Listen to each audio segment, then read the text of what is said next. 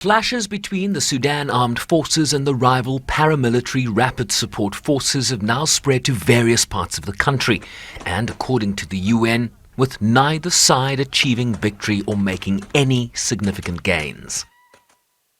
Khartoum state remains an epicenter of the conflict, with major combat concentrated around key SAF installations, including the Sudanese Armed Forces General Command Headquarters. Fighting is continuing in neighborhoods. The parties have exacted tremendous suffering on the people of the Darfur region. The fighting in Darfur continues to reopen the old wounds of ethnic tension of past conflicts in the region. The brutal violence experienced in El Geneina and Serba are particular examples of this situation. This is deeply worrying and could quickly engulf the country in a prolonged ethnic conflict with regional spillovers.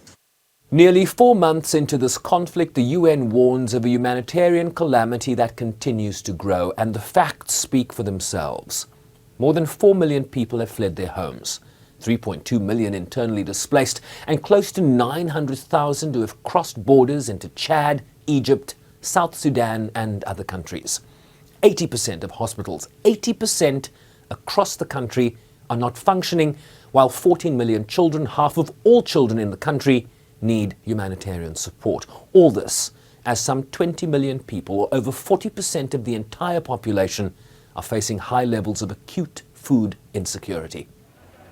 A conflict disrupting livelihoods and access to markets while fueling steep increases in the price of commodities.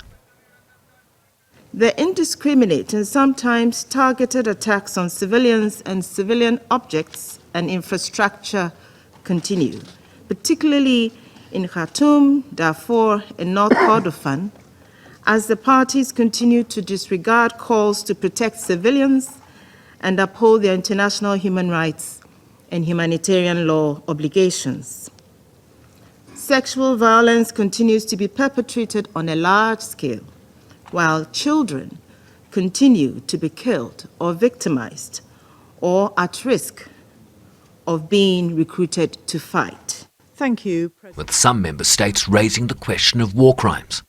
The humanitarian impacts are made worse by credible evidence to suggest serious violations of international humanitarian law by both the SAF and the RSF, which could amount to war crimes and crimes against humanity.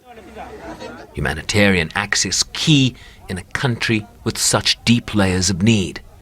Humanitarian organizations are ready and willing to do everything it takes to provide the assistance that the people of Sudan so desperately need at this time. But they cannot do so without regular facilitation of access by the parties and the easing of bureaucratic and administrative impediments. While tensions between the UN and Sudan's government continue after the latter's push for the removal of the SG's special representative to Sudan, Volker Pettis, who was expected to brief the council.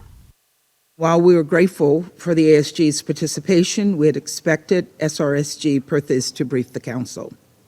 We now understand that the Sudanese government warned it would end the UN mission in Sudan if the SRSG participated in this briefing, and that's unacceptable. The UN mission to Sudan says it remained committed to supporting efforts of the AU and IGAD, in addition to negotiations facilitated by the United States and Saudi Arabia towards a permanent cessation of hostilities. Sherman Ricebees, SABC News, New York.